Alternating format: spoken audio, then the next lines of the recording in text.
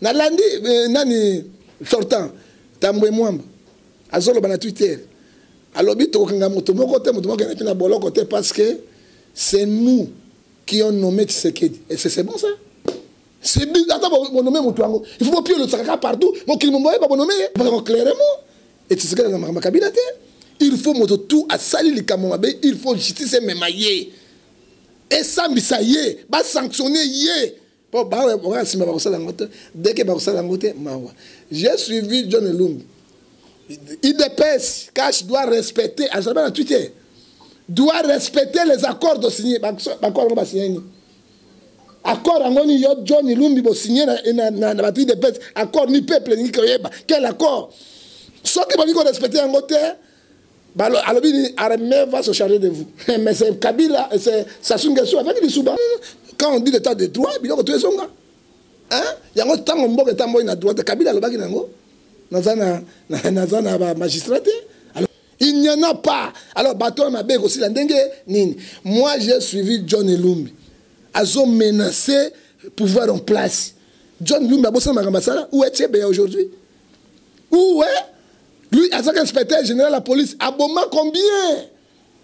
Batika bango kaka boye, impunité, au bomi, au sakani, au salignoso, rien. Non, non, non.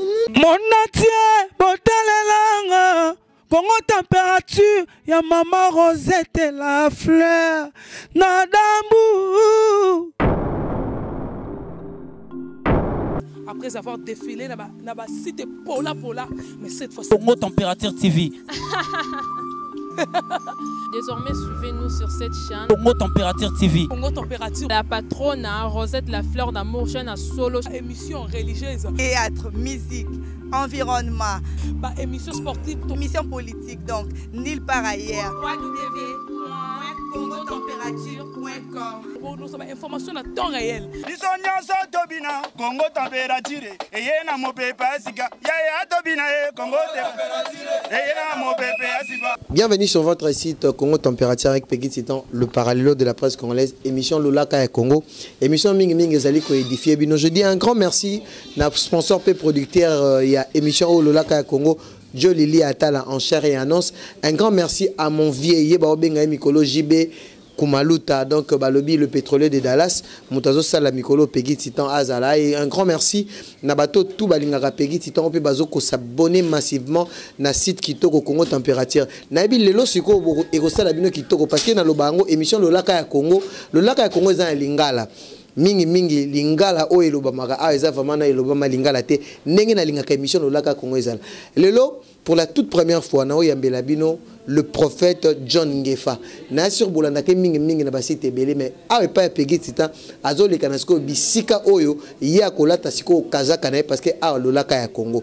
Déjà na kopé ça bonjour na prophète John Ngefa mbote papa. Bonjour journaliste Kola Pambola yo tozo banana nzambe pe to sukisa na nzambe.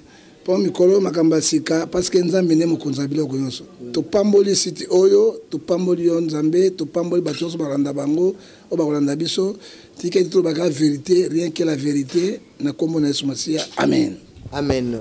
Merci beaucoup prophète. Avant to kota na actualité du jour lelo ming ming to bengyo a na Lolaka ya Congo to kolobela thème oyo za kitoko oyo zo sala pe bato et puis c'est vraiment polémique et surtout na presse en ligne internet mokili mobimba l'isolo à résurrection. Mais avant de côté l'isolo à résurrection, tous solano maye matali mboka République démocratique du Congo. L'autre moni président Eli Yassika Félix Tshisekedi. Vision to moni pe 100e jour na e calamité awa gouvernement d'ici là et qu'on a établi. Pour na yo na tina na yo mboka na biso République démocratique du Congo, lelo 5e président, ba vision est-ce que Zamalam et le koni ko koloba d'abord na rétablissement oyo il y a 5e président. Bon, otika na moi attends parce que ngalinga koloba moi mingi pona sembola bato. Omoni tozo que na politique ya lisubana sasu. Na braza moi j'étais là. Tango lisuba azui sasu akena oyo. Tango sasu akena oyo que sasu azaki se préparer pour attaquer lisuba. To mona ki sima mikolo sasu ayaki abengana ki lisuba na guerre akendeki. 5e président Tshisekedi à côté soit bisonyon ceux qui opposant moro mwana ya Congo azwa Hein? Et même un mot qui a président, c'est bon. Même Ezalana, le président, c'est bon. Fayou, le président, tu sais qu'il dit c'est bon, c'est bon. Mais le coup là, tu sais qu'il dit, à suite, il y a Mboka. Les gens peut-être, il y a Mboka, Nabiso, Ndenge, et Tambola, Ndenge, et les Kaka. Mais Mboka, ils ont parce que quand les âmes cassent. 100 jours, il y a Kabila, il y a Tshisekedi, et tant il zéro négatif. Pourquoi on a dit zéro négatif? Tant que le président Zouaka, Mokolo peut se pouvoir, Azali libre de faire ce qu'il veut. Il peut décider, oui, mais là, Franck Djongo Babi Malelo, ils ont besoin de contribuer. Quand on a fait, tu as mis mango tobo, tu as mis mango tobo, tu as monté à Pemena. Tala, bateau abundeli papa na yo. Ba Franck Djongo, papa Moussa Bimi Mande Fokwa Saddam Hussein. Oyo nani oyo Ndongala Mande Fokwa Pemba Saddam Hussein akufeli nde papa na yo Tshisekedi. Lelo yo toyoki baso bima gloire à Dieu. Mais tango ça soit Zalaki, ils sont pas dirigés, ils sont pas dirigés qui te. Ça soit qui n'armée na ye, ba ninja, oyo ba cobra, ba ministre privé, ba oh toujours mon ngo lelo parce que je vois président de la garde présidentielle. Mais président sortant, azotambola na bamura. Baza protéger président sortant, quand le président en exercice. À tout moment, il va combattre. À tout moment, il n'y a pas la sécurité. Policier. Mais qu'est-ce qu'il y a au juste? Hein? Soit qui a une gare, non.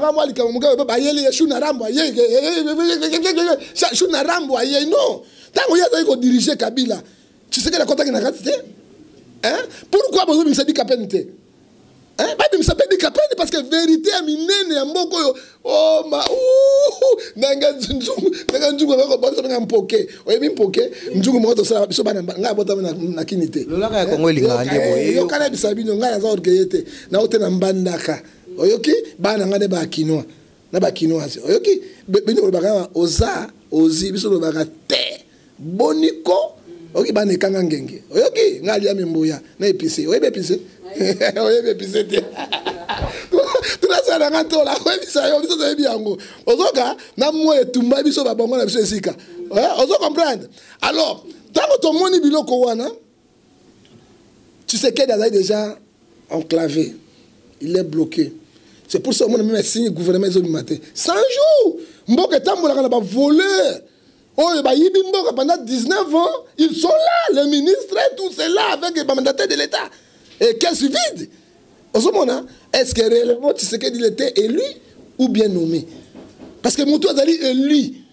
Hein? Jamais à cause d'intoxication, il y a Moutou abimité. Hein? Jamais du tout. Et ce que nous voyons aujourd'hui, il faut prier beaucoup pour Antoine Tshisekedi. Nzambia Salangolu. Ce qui était mon petit frère, le pays ne marche pas. Donc sans jouer là, les autres gâtés. Mais l'initiative va bien. Tout le monde est là, abimité quand même, John Ndongala. Abimisi quand même ba muyambu abimisi ba mususu kaka mais n'a pas point mususu sensible il n'est pas libre parce que Kabila avec tous ces Rwandais n'a pas Burundais n'a pas tonaye bazana kati parce qu'il y a une majorité na Sénat azali majorité na primature à cause de la peine quand il parlement et un président sans majorité comment il peut gouverner le pays c'est impossible. Merci beaucoup papa prophète John Ngefa.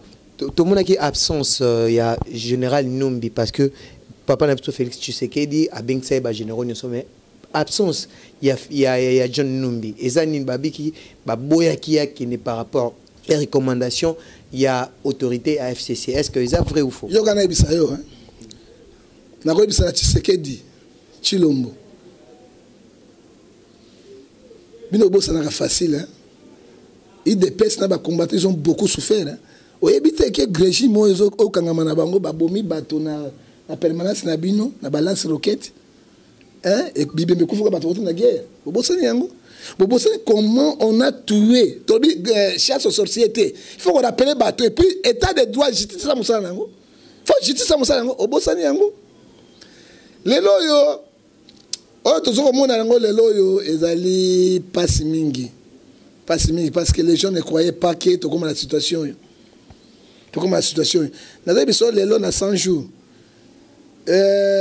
On a travaillé 2 ans et quelques sans paiement. Télé 50 à Kabila, 13 mois en paiement. Partout. Tu sais que dans le foot, Et dans la caisse de l'État, et là, réserve un bongo, batika dans la banque centrale, ce que le chef d'État ils ont tout pris ça. Parce que bateau, baboumi bateau. Ils sont violés, ils sont pillés. Mais bah, quoi, le djana banan? Bango balingi bam. Oh, moi, c'est ça, hein. Oyoka ça, ngana maman, ngana mobali, ngana moi si nanga. Tala linga moi si nanga botite ma belle telema kibo. Ola ninga e sa nini e telema ma Brigitte moite ya papa John. E telema kibo. Tanga bani comme ça ban e sa nini e ko ya ba. Oyoki. Siko bano ya mikyoyo e telema kaka bang ba vieux wana mote sila na nzoto. Souka na bango nini baka ngabana bana mikelo bujana wana po bar. Mais c'est là que l'histoire David quand David était vieux. Monsieur Kofi gouvernement David habité le kola mba esi baki otika le motozo mwana elenge mwana muke c'est verset ba Dieu ngwana na pourquoi ça isakayo soko zolala asimba kayo po mabele na ye oyo mote ko takanzo o vivre yango ba vieux ba sali kati nango ba bébé si bana na biso mwana ngana pesa mwana 2000 3000 ya pesa mwana $100 $500 mwana oto sanga jamais moi si on a payé $5,000 à mon $1,000 il y a $100,000 moi si on a copié mais là rien. Ils sont là. Pas de chasse aux sorciers. Donc il n'y a pas la justice au Congo. Il n'y en a pas. Alors bateau m'a bé aussi la dengue nini. Moi j'ai suivi John Elumbi. Ils ont menacé pouvoir en place. John Elumbi a bossé dans l'ambassade. Où est Tchébé aujourd'hui? Où est? Lui, en tant qu'inspecteur général de la police, à Boma combien? Batika bango kaka boye impunité au bomi au sakani au salignoso rien. Non. Quand on dit l'état de droit, il y a des gens. Hein? Il y a un temps où on a droit de Kabila le baginango. Nazana magistrat. Alors on clairement. Et tu sais que dans Kabila il faut moto tout à salir les camomabe, il faut justice et mémailler. Et ça misaye, ba sanctionner yé. Dès que j'ai suivi John Elumbi. IDPS, Cash doit respecter, à Twitter, doit respecter les accords de signer. Accord angoni yo John Elumbi bo signer na IDPS, accord ni peuple ni koyeba. Quel accord? Ceux qui vont respecter un côté, Alobi Armée va se charger de vous. Mais c'est Kabila, c'est Sassou Nguesso avec les Souba. Mais pas trop cette histoire. L'histoire est dans la vie, ça est marrant. Il y a mis balai tambo mwamba. Dans la Twitter. Azoloba. Toko sa banquette, toko caméra de ressources. De pas bala mi dans yo caméra de ressources ni akota mai. Abi toko kanga batonyo so moto ke na bolo côté. Parce que c'est nous.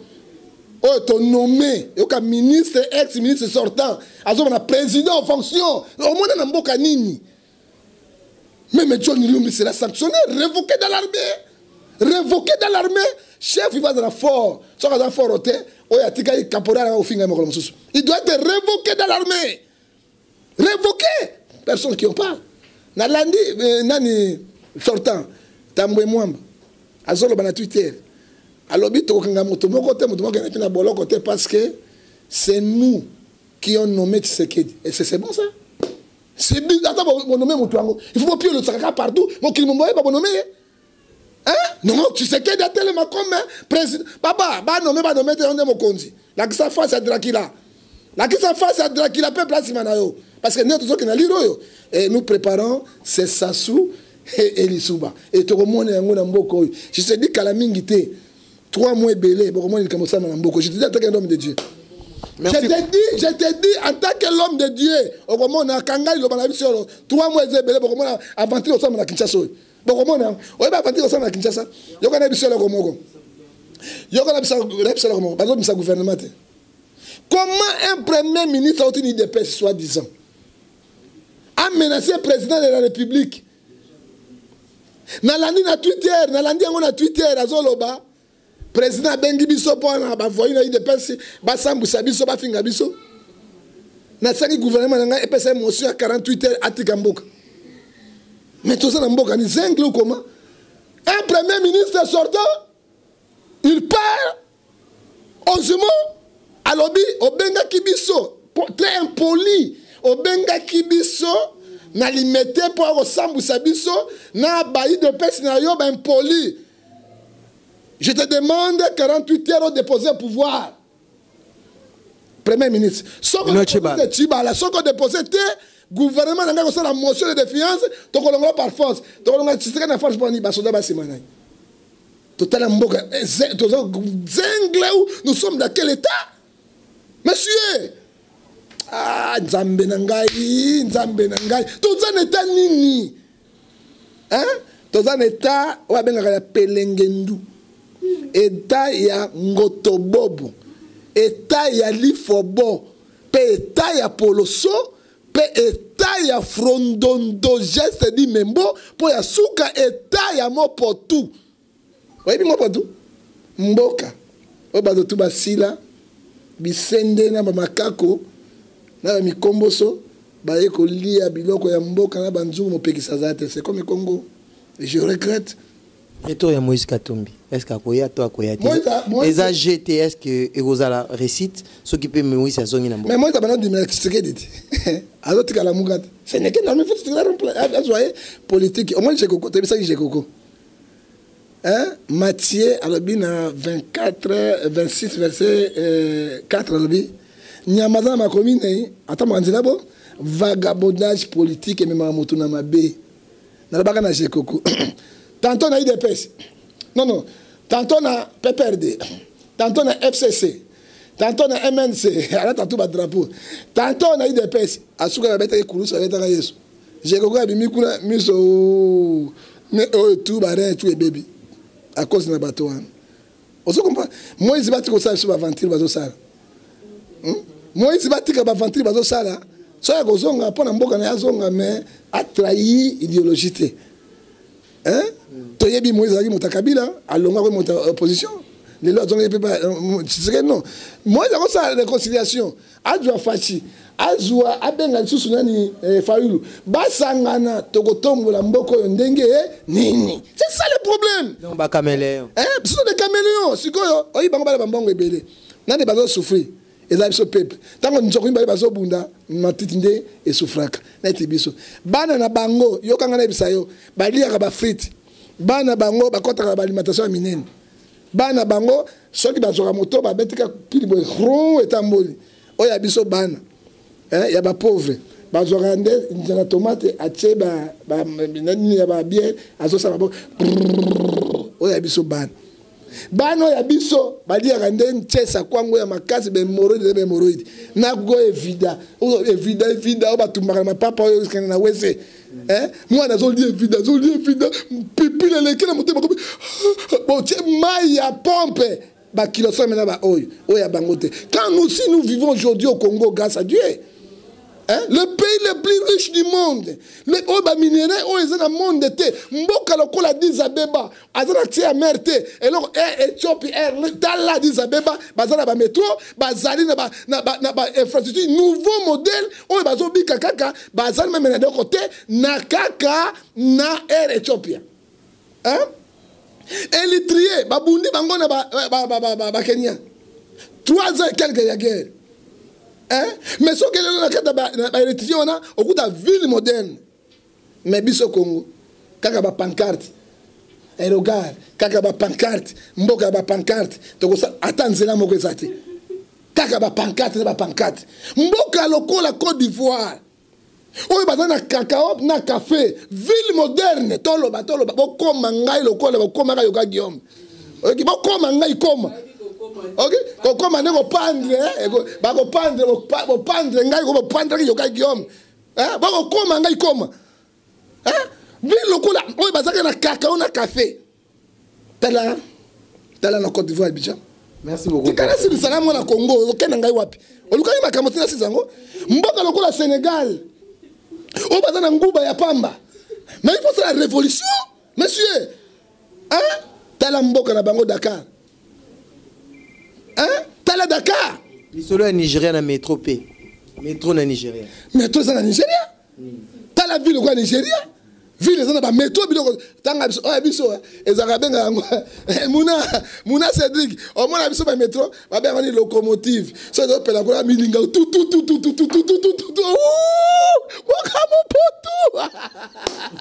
Et ça m'a dit, nous sommes riches. Oui, nous sommes riches. Tozana Mai. toza na zamba, toza na diamant, toza na or, toza na cobalt, toza na zinc, toza na uranium, toza na banzete. Nous avons tout. Pezo bénéficier nani. Mbok na ba poche na bango moko. Ba biso ba nyama na bango, biso ba moboli na bango, ba ko koseka biso, ba ko zwa ba mbongo ba bikra na basi na bana bino et peuple congolais et tout le monde ba likamba peuple. Et c'est pas na souci à peuple. Papa na suki wana kina katana wana kufa. Merci beaucoup prophète John Gefa to comme siko na sujet du jour na biso analyse sur le net, li solo zotambola li solo résurrection na siro oyebi yango ya prophète. Monatie botalelanga Congo température, ya maman Rosette la fleur, Nadambu. Après avoir défilé, na ba site Pola, mais cette fois Congo Température TV. Désormais, suivez-nous sur cette chaîne. Congo Température TV. Congo Température. La patronne, Rosette la fleur d'amour, chaîne à solo. Émission religieuse. Théâtre, musique, environnement. Bah, émission sportive. Émission politique, donc, nulle part ailleurs. www.congotempérature.com. Pour nous avoir information à temps réel. Congo température. Et y'a na mo pepe asika. Ya ya tobina Congo température. Et y'a na mo pepe asika.